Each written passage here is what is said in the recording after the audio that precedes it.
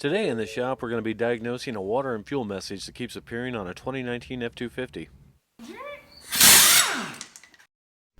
I'm going to be using ForeScan Lite on an iPhone along with an OBD-Link MX Plus adapter today for diagnosis.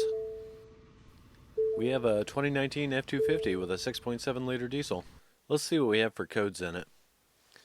We have a P2260 and a P1140, and both those are water detected in fuel codes. I think we're going to start by getting a fuel sample and seeing if there's actually any water in the fuel. The customer states they've drained the water trap multiple times on this vehicle and there isn't any water in the fuel. And I'm catching this fuel sample in a glass measuring container so we can visually see if there's water or anything else in the fuel. We'll go ahead and close the drain valve. I don't see any water or any other contamination in the fuel sample we've just taken. I think at this point I'm going to take the water and fuel sensor out and inspect it. I probably should have gotten a larger container to drain that into. If you've never seen a water and fuel sensor, it's really just two wires at the bottom of the fuel filter housing. If water builds up in the bottom of the housing, it shorts the two wires together. There's really not much that can go wrong with the sensor itself. So after reassembling this, the water and fuel message went away on the vehicle, but we really haven't found anything or fixed anything on this vehicle yet, so I think we're going to take it for a test drive. And I'm going to put the voltage of the water and fuel sensor at the bottom of the screen. 3.24, 3.25 is the correct voltage for the water and fuel sensor. That's what it should normally read when there's no water in the fuel. Now let's watch what it does as I drive this vehicle. As you can see here, the voltage is starting to drop. And our water and fuel message is back.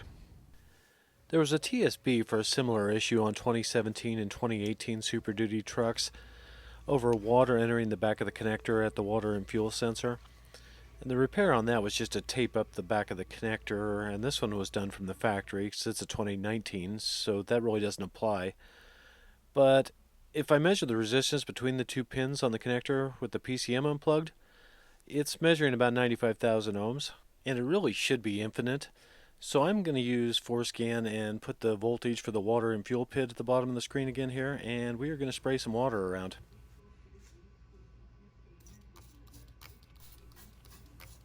And wow, you can really see the voltage dropping there.